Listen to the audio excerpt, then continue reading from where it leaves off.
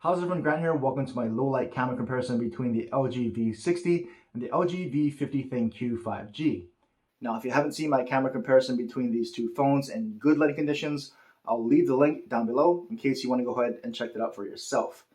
Now, as I always do, I'll show you photos and videos so you can decide for yourself which one you prefer based off of what you like to see.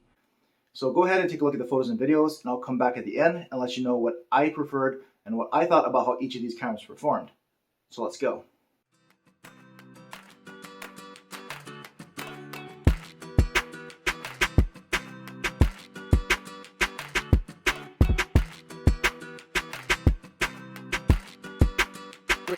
Bring it back.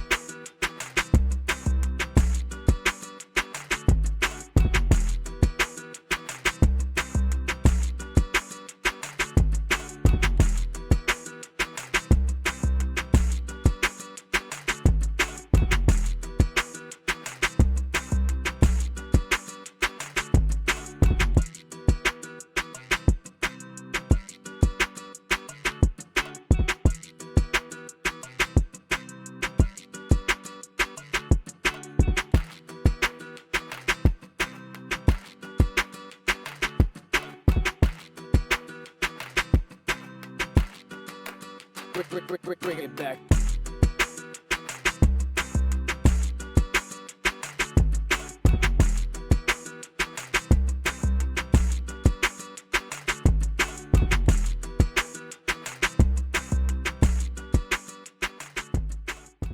Alright everyone, so here we are in some low light. This is 1080p 30 frames per second, and this is some decent lighting around me. You can see the lighting over there and see how the lens flare is handled. It actually handles those lights very well. There's not a whole lot of lens flare there, but shooting it up into some of these brighter street lights, you can see how it handles those. Actually not too bad considering how bright that light is.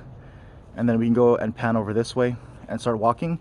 So this is a fairly well lit area, and as I walk it will start to get a lot dimmer, and so you can kind of see the contrast in how these cameras are handling the shift from some pretty decent lighting here into much tougher lighting conditions. You can see all we have are those lights illuminating the sidewalk here. And I can stop and pan up where it gets darker and a little bit more this way. So hopefully this gives you a little bit of an idea of how these cameras perform in some different low light conditions. Alright, so we can try that one more time here, this time at 4K 30 frames per second. Same situation, so you can kind of compare it to the 1080p. But I wouldn't recommend shooting at 60 frames per second, even though these phones can do that in low light, because it just shoots a lot darker. So again, back up into the street light there. Again, handling that very well considering how bright that street light is and how close it is. We can see those lights in the distance. Handles them pretty well. So again, I'll pan over this way and we'll go from this pretty well lit scene into a lot less light here and see how this handles at 4K. I would imagine it'd be a lot darker at 4K, but you can be the judge of that here. And we'll get to this portion of the sidewalk and we'll pan up again into a little bit more of the dark sky there, see how the cameras adjust to that, and pan around to a little bit more light here. So again, hopefully this gives you an idea of some of the low light capabilities here in 4K. Downtown, I got that heat, let's go.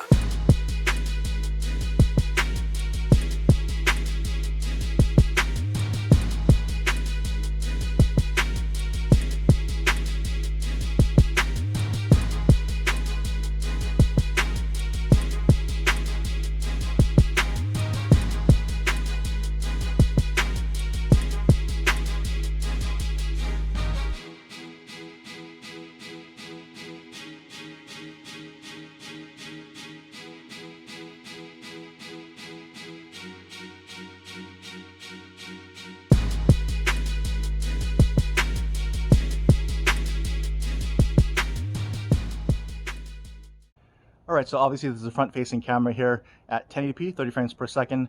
The V60 can shoot up to 4K 60 from the front-facing camera, but the V50 is limited to 1080p, so we'll go apples to apples here. And again, same scene that I shot, the rear-facing camera footage, so you can see the lights behind me. And it's a pretty tough low-light situation. You've got a little bit of darkness on my face and some bright lights in the back, so you can kind of see how that handles.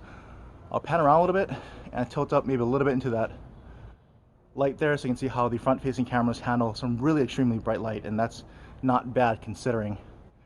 I'll pan all the way around, so there's a lot more darker area behind me, so you can see how this camera looks with that. And we'll go ahead and start walking again from a much more well-lit area into a lot darker area here, so you can see how the cameras start to adjust to the amount of light here from the front-facing cameras. And usually smartphone cameras on the front aren't that great, and I really wouldn't recommend it for low light, but if you really had to, you kind of see how these cameras perform here. Obviously the V50 has a much wider field of view, but at least in the viewfinder, the V60 is trying to at least illuminate my face a little bit more than the V50. But one quick pan around so the lighting changes, and they both seem to be struggling as you would expect here, but quick sample of the front-facing cameras at 1080p. Alright, so now that you've seen all the photos and videos for yourself, I'll let you know how I thought each of these phones performed. And so first, starting with the rear-facing camera, it's pretty obvious that the V60 really brightened up the scene, even in auto mode, much more than the V50. And this can come in handy in scenes where you have very little light and you can barely see your subject. But in most night shots or in low light shots, you're probably going to have some decent light, and that's where the V50 probably comes in a little bit more handy. The auto mode will be closer to the natural looking scene, so night still looks like night, and you've got enough light probably to illuminate your subject. And if you need it brighter, you still have the versatility of its night mode, which will produce that much brighter shot and have a much more noticeable difference. Versus the V60, where its auto mode and its night mode is not that much of a difference as far as overall brightness. Now, speaking of night mode, both of these phones actually are interesting because its night mode doesn't just try to over brighten the entire photo just to brighten it up. It actually tries to do a few different things to balance out the photo. Number one, it tries to bring out a little bit more light in the shadows. Number two, personally, I think it tries to bring out more detail. Number three, it tries to reduce the amount of lens flare in some really bright lights. And lastly, it tries to minimize the amount of noise in the darker areas. And so doing all these things together is pretty difficult, but the V50 and V60 does this pretty well to provide an overall pretty balanced shot using night mode versus other phones that just try to really brighten up the scene as much as possible. As far as rear-facing video quality, I think it's pretty close. They both look fairly similar as far as overall video quality. I think audio, the V60 probably has a slight edge. Its audio picks up a little bit more of my voice, has a little bit more richer tone in my voice, and for that I give a slight edge to the V60 in audio, but the V50 is no slouch either. I think both of these phones have pretty good audio quality, like most LG phones do. Moving on to the front-facing cameras, I think the results are pretty much the same as it was in good lighting conditions, where the V50 is a little bit cooler in tone, while the V60 produces a little bit more warmer tones. The V50 does have a wider field of view, and so for that I will take the V50. I like the cooler color temperature, and the extra field of view will probably come in handy.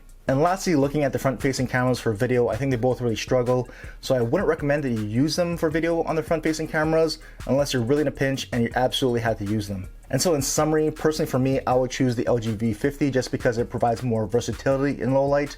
Its auto mode doesn't get super bright, and so you still get a darker scene if you need it, and you still have its night mode if you really want to brighten up the photo.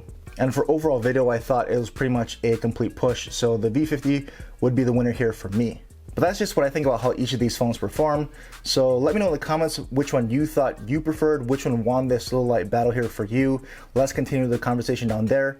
Any other questions or comments, leave them in the comments section below as well. And as always, thanks for watching.